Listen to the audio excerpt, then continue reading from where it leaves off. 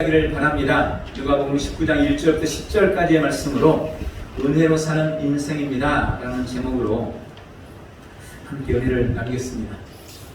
명절들 잘 보내셨죠? 명절 치르면서 TV들 많이 보셨을 거예요. 이번 명절 TV에는 트로트가 대세였습니다. 나훈아 쇼도 보셨나요?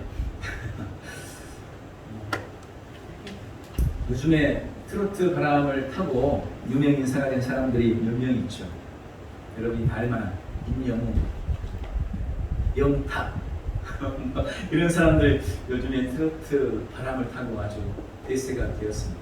그 중에 한 사람이 김호중이라는 사람이죠. 이른바 트바로트라고 트바로티라고 부릅니다.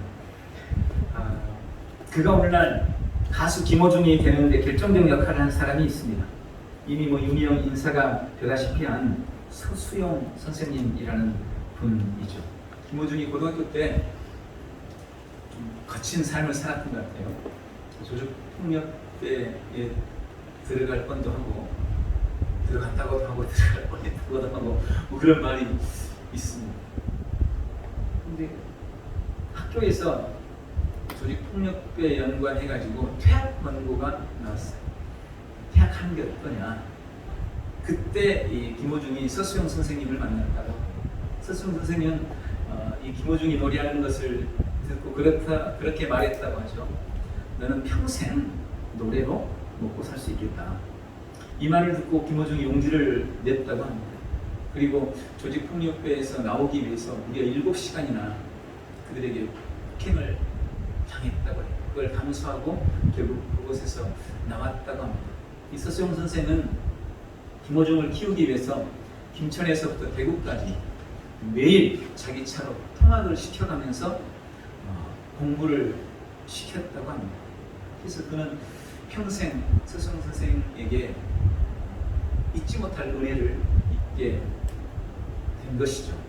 아마 이 서수용 선생이 없었다면 오늘날 고맙소 여러분 절대로 들어보지 못해서 저는 전혀 몰랐을 것 같아요. 우리가 인생을 살면서 만남이라는 것이 정말 중요합니다. 부모와의 만남, 배우자와의 만남, 친구와의 만남, 또 성사나 스승과의 만남이 우리 인생을 좌우하는 것입니다.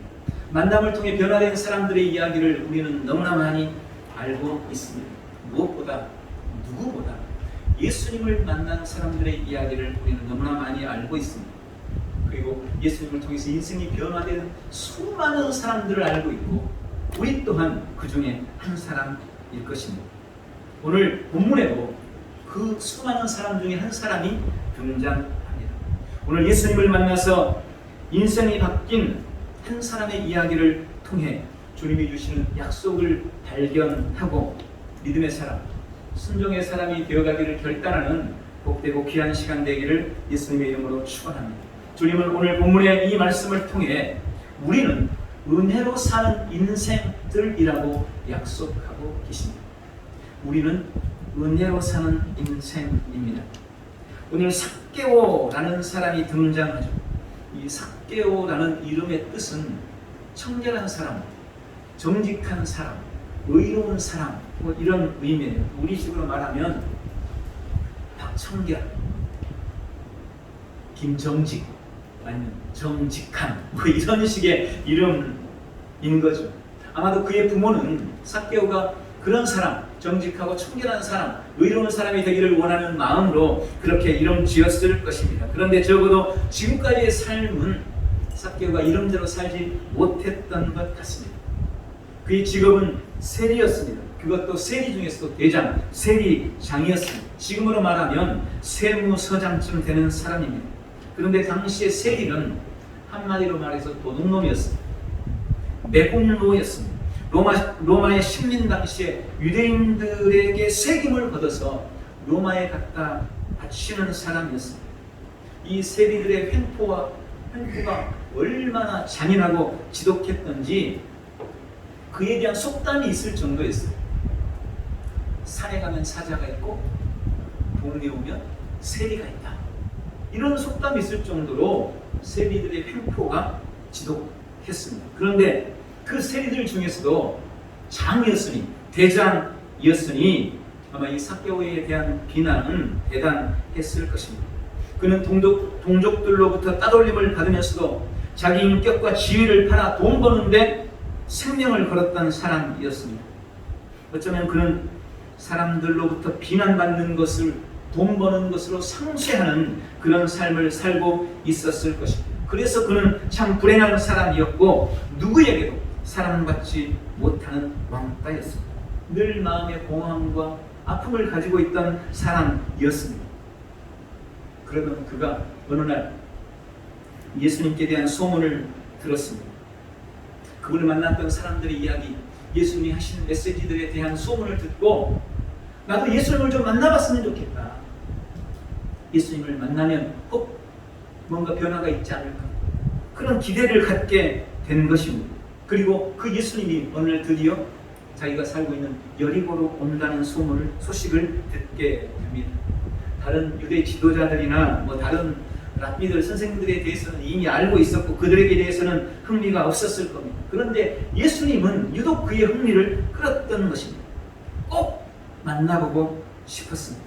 그래서 용기를 내서 예수님을 만나러 향합니다.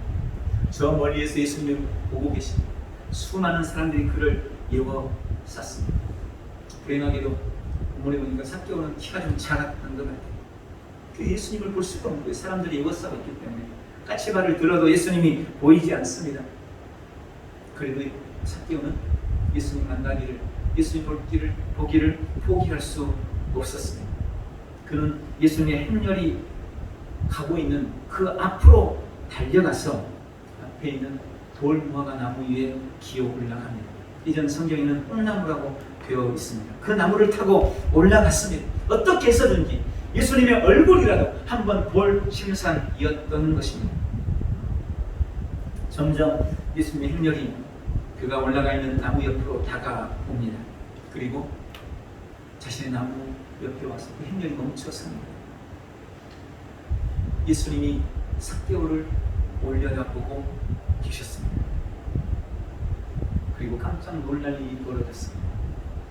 예수님이 그의 이름을 불러주시는 것이었습니다. 삭개오야, 내려와라. 오늘 내가 너의 집에 유하여야 하겠다. 아무도 그에 대해서 말해준 적이 없습니다. 그 전에 만났던 사람도 아닙니다. 한 번도 그를 본 적이 없었습니다. 그런데 예수님은 이미 삭개오를 알고 계셨습니다.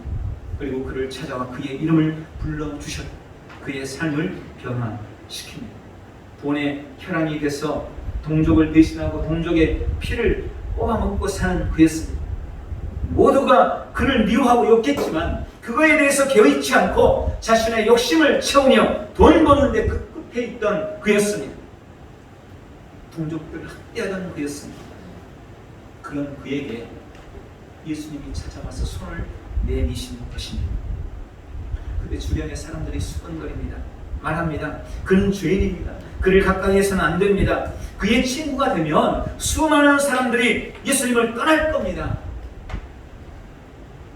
그러면서 죄인의 집에 들어갔다고 수근거립니다. 그러나 예수님은 끝까지 그를 품어 주셨습니다. 그를 용서하고 그의 친구가 되어 주셨습니다. 그를 구원해 주셨습니다. 삭개오는 말로 할 수 없는 주님의 엄청난 은혜를 입은 것입니다.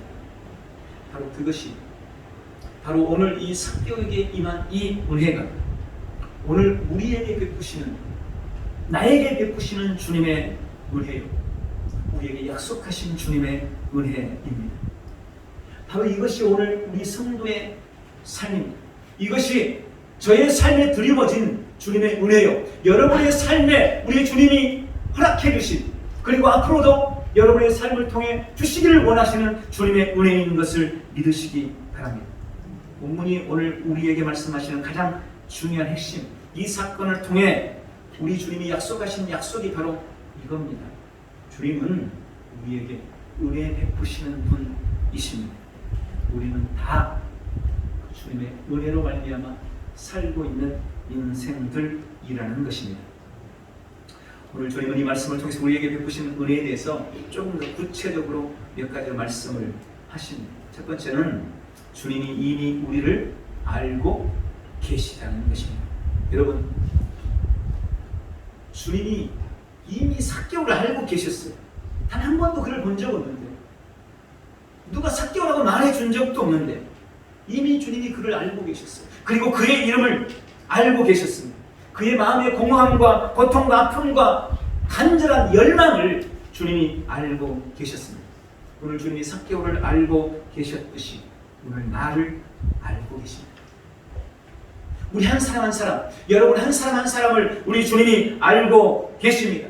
나의 형편을 우리 주님이 아시고 여러분의 형편도 우리 주님이 알고 계십니다. 내 상황과 내 환경을 너무나 잘 알고 계시고 나의 아픔도, 여러분의 아픔도, 마음의 갈증과 고민과 번민도, 잠못 이루는 이유도 우리 주님이 너무 잘 알고 계십니다.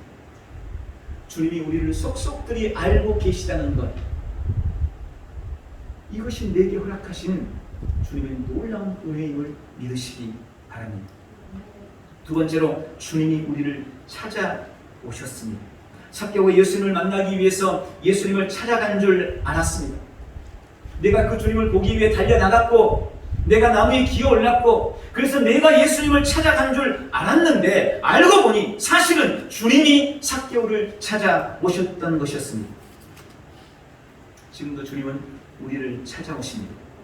우리가 죄인 되었을 때, 우리가 원수 되었을 때, 우리가 여전히 진노 아래에 있었을 때 주님은 우리를 찾아오셨습니다.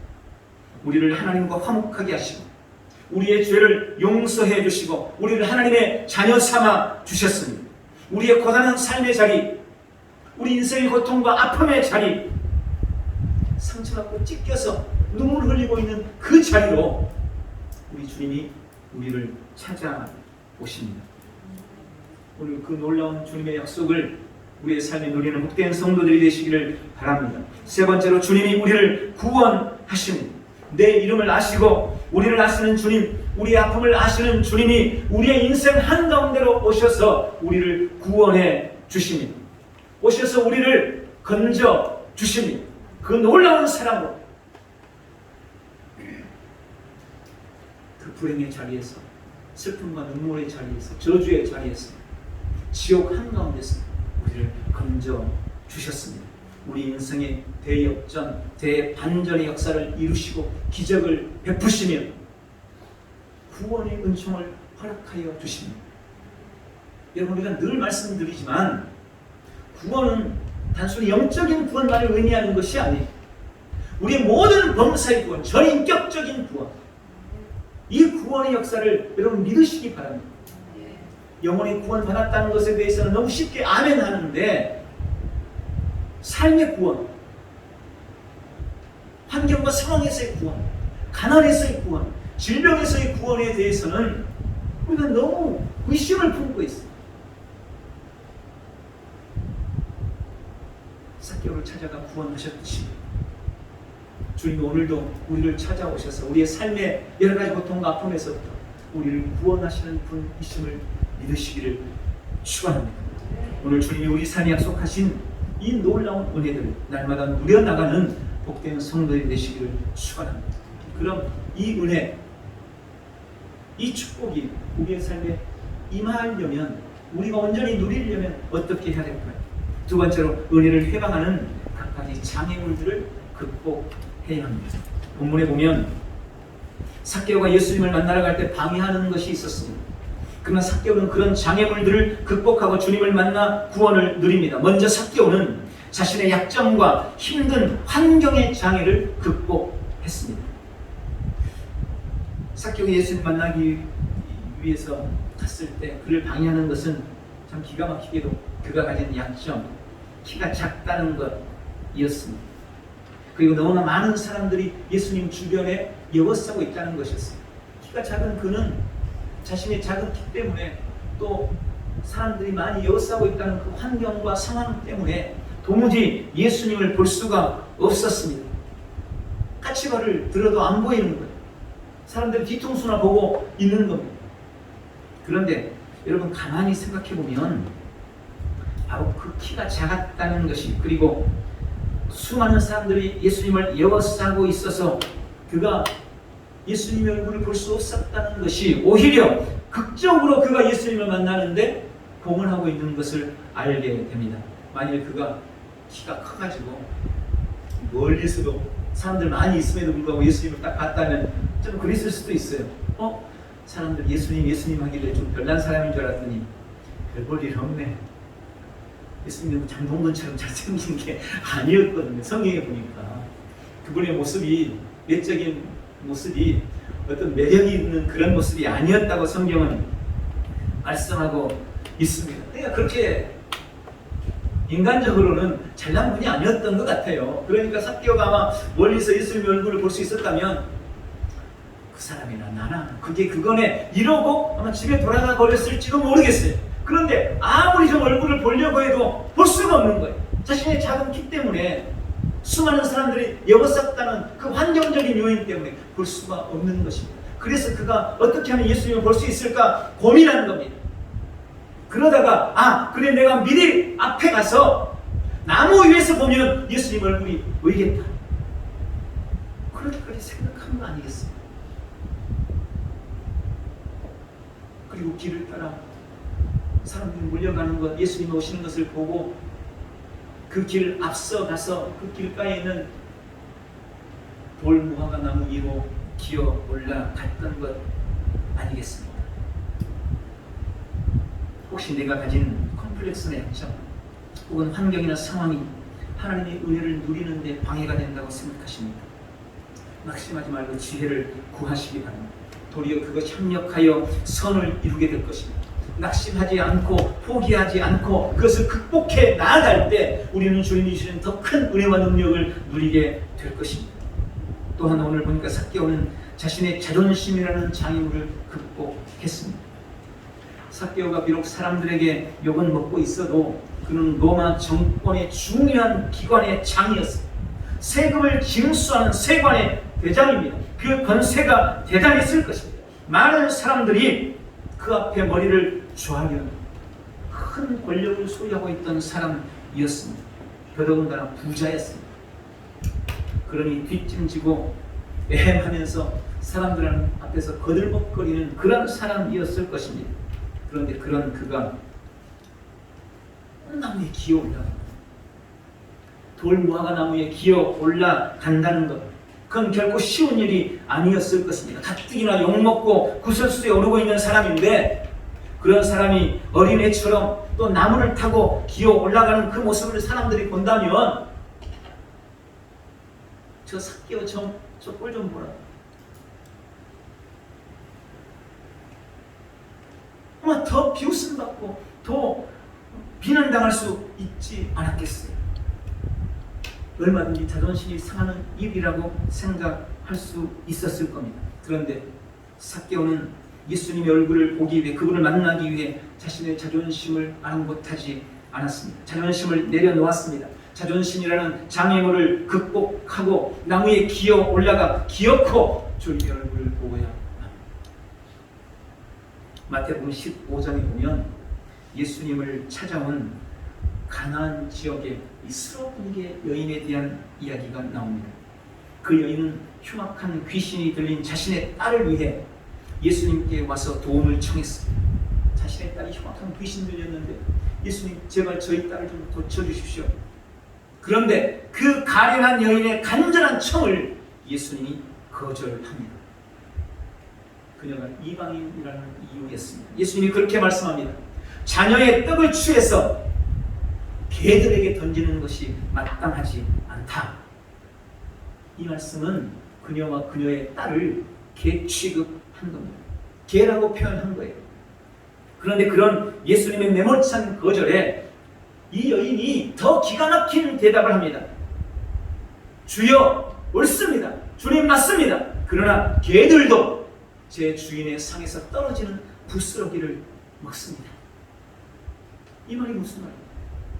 예, 예수님 맞습니다. 예수님이 개라고 하면 저는 개가 맞겠죠. 그런데 제가 개라 주님의 상에서 떨어지는 부스러기를 먹는 것처럼 주님, 그 부스러기의 은혜라도 제게 주시면 안 되겠습니까?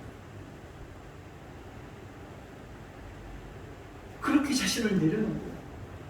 만약 이 여인이 자신을 개라고 표현하는 그 예수님의 그 말씀에 자존심을 내세우고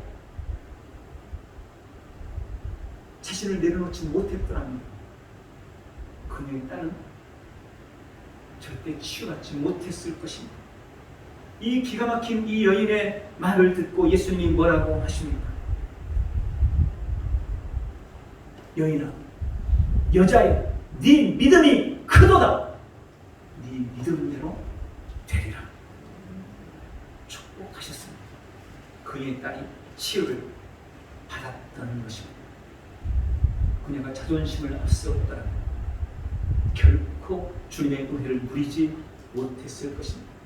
때때로 주님은 우리에게 더 큰 은혜를 주시기 위해 우리의 자존심을 내려놓으라고 요구하십니다. 고집스러운 나를 내려놓고 나의 알량한 자존심을 내려놓고 주의 뜻을 구하시기를 주님의 이름으로 축원합니다.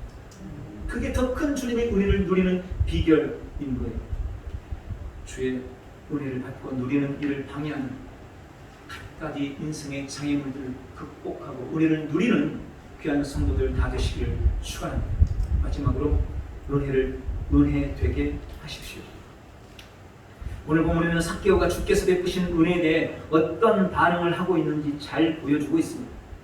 삭개오는 자신을 찾아와 만나주시는 주님의 큰 은혜가 너무나 감사했습니다. 많은 사람들이 죄인의 집으로 간다고 수군거리고 있음에도 자신을 찾아와 주신 주님, 자신을 만나주시고 자신의 집으로 들어오신 예수님이 너무나 감사했습니다. 그래서 그는 자신의 일생을 바쳐 모았던 돈에 대한 욕망과 욕심을 내려놓고 주님 앞에 약속을 합니다. 8절입니다. 주님, 내 소유의 절반을 가난한 자들을 위해 나누겠습니다. 그리고 남의 것을 속여 빼앗은 일이 있다면 4배로 갚겠습니다. 그는 이 결단과 결심에 그의 이 결단과 결심에 우리 주님이 축복해 주십니다. 9절입니다. 오늘 구원이 이 집에 이르렀으니 이 사람도 아브라함의 자손이니라. 여러분, 이 주님이 축복하신 시점의 오묘함에 주목하십니다. 주님이 축복하신 이 시점을 우리는 눈여겨볼 필요가 있는 것입니다. 여러분, 당연히 구원은 우리의 행위나 노력으로 해서 얻는 것이 아닙니다. 내가 내 소유의 절반을 이웃을 위해 나누고 선한 일을 한다고 해서 그래서 나에게 구원이 임하는 것이 절대로 아닙니다. 구원은 전적인 하나님의 은혜요, 오직 믿음으로만 얻는 선물인 것을 우리는 분명히 알아야 합니다. 그럼에도 우리가 받은 구원의 은혜는 반드시 우리의 삶의 변화를 통해 나타나게 되어 있습니다. 반드시 그래야 하는 것입니다.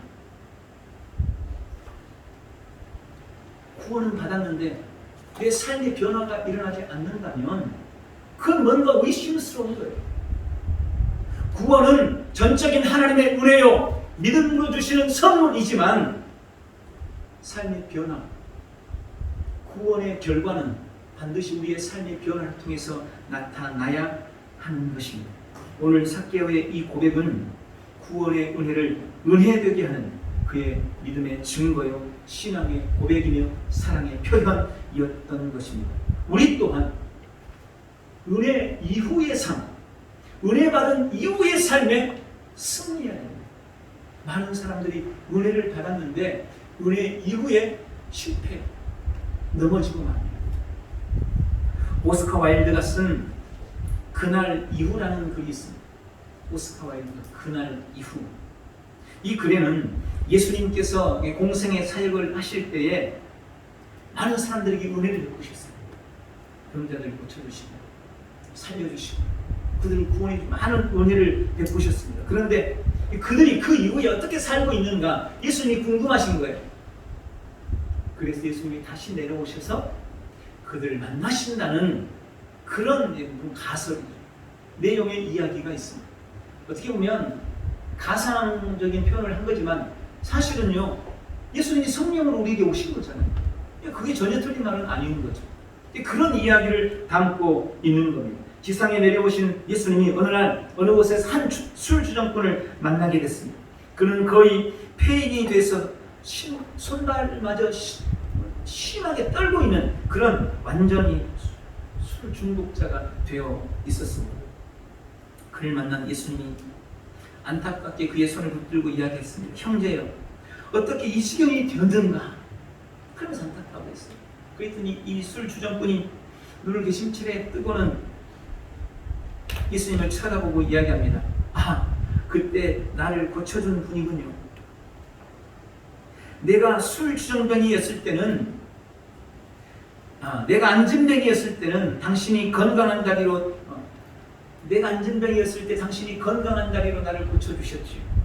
그때는 그게 너무너무 감사하고 좋았는데 안진뱅이일 때는 내가 앉아서 구걸하며 살아도 부끄럽지 않고 그런 대로 돈 받아서 살아갔는데 두 발로 뛰면서부터는 얻어먹을 수도 없게 됐고 마음에 맞는 직장도 구하지 못해서 방황하다가 결국 이 모양이 되고 말았습니다. 그러면서 한숨을 쉬더라는 것입니다. 예수님이 얼마나 기가 막혔겠어요. 그리고 이번에는 예수님이 실망해서 갈릴리로 가셨습니다. 그런데 갈릴리 한 선창에서 어떤 사람 하나가 고래고래 소리를 지르면서 막 싸우고 있는 피투성이가 되어서 싸우고 있는 그 광경을 목격했습니다. 예수님이 쫓아나갔더니 아는 사람. 그래서 그를 붙들고 말했습니다. 대낮에 도대체 이게 무슨 짓입니까? 그랬더니 그 사람이 반갑다는 듯이 예수님을 쳐다보면서 얘기합니다. 아이고 예수님 아니십니까? 전에 내가 앞을 못 보던 소경이었을 때 당신은 진흙을 발라 나의 눈을 뜨게 해주셨지요. 그때는 정말 기뻤고 온 세상이 나의 것 같았습니다. 그런데 정작 눈을 뜨고 나니 그리고 세상 돌아가는 꼴을 보고 나니 차마 눈 뜨고 볼 수 없는 일이 너무나 많습니다. 결국 화풀이를 하며 싸우다 보니 지금 이 시경이 되고 말았습니다. 차라리 세상을 못 보던 때가 더 나았습니다 하면서 흐느껴 울더라는 것입니다. 주의 은혜를 입었는데요, 그 은혜가 은혜되지 못하고 오히려 그 은혜를 화로 갚는 사람이 세상에 얼마나 많은지 모릅니다. 저나 여러분 모두는 주님의 헤아릴 수 없는 은혜를 받은 사람들입니다. 지금 우리는 주님께서 베푸시는 그 은혜의 보답을 어떻게 하고 있습니까? 은혜를 은혜로 갚고 있습니까? 혹 은혜를 화로 갚고 있지는 않습니까? 섹스피어가 그런 말을 했어요. 은혜를 모르는 자식을 두는 것은 독사에게 물리는 것보다 더 고통스럽다. 은혜를 모르는 자식을 두는 것은 독사에게 물리는 것보다 더 고통스럽다. 주님은 이미 우리 삶에 놀라운 은혜를 베풀어 주셨습니다. 그런데 그 은혜를 너무 값싸게 여기고 은혜의 요구에 부응하지 못해서 오히려 은혜가 은혜되지 못하는 경우가 세상에 너무나 많습니다. 혹시 나는 그렇게 주님을 고통스럽게 하고 있지 않습니까? 주님의 은혜를 은혜되게 하는 복되고 귀한 성도들 되시기를 축원합니다. 그러면 어떻게 우리가 은혜를 은혜되게 할 수 있을까요? 제가 간단하게 세 가지로만 생각해 봤습니다. 첫 번째, 즉각적이고 지속적으로 감사하십시오. 여러분, 감사는 은혜를 은혜되게 하는 최고의 방법입니다.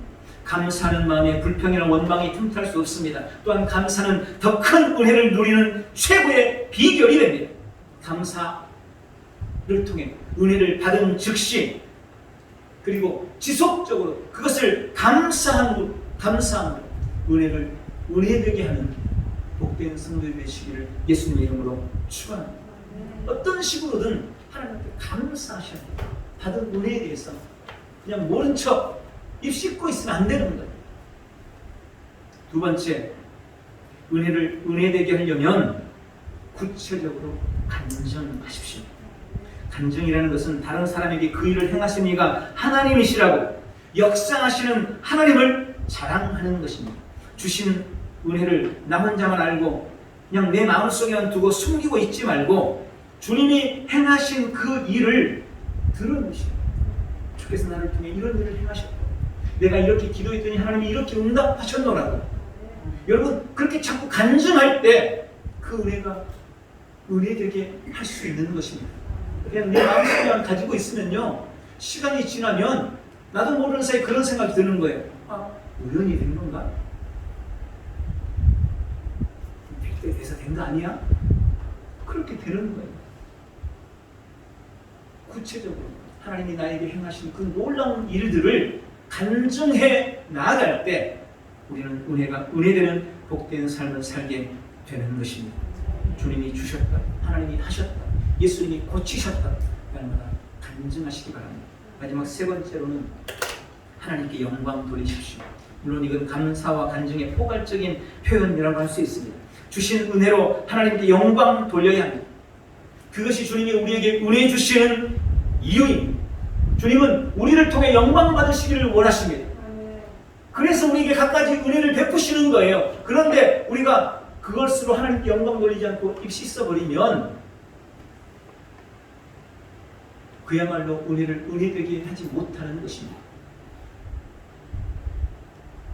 하나님 앞에 구체적으로 지속적으로 감사하고, 또 그것이 내가 한 것이 아니고 내 힘으로 한 것이 아니고 하나님이 하신 일이라고 그렇게 말함으로 하나님 앞에 영광 올려드리시기를 주님의 이름으로 축원합니다. 하나님께 큰 은혜를 받은 헤롯이 하나님께 영광 돌리지 않았기 때문에 충이 그를 먹어서 죽었다는 성경의 교훈을 우리가 기억하셔야 돼요. 성경이 명확하게 그렇게 기록하고 있어요. 그가 하나님께 영광 돌리지 않았기 때문에 충이 먹어서 죽었다.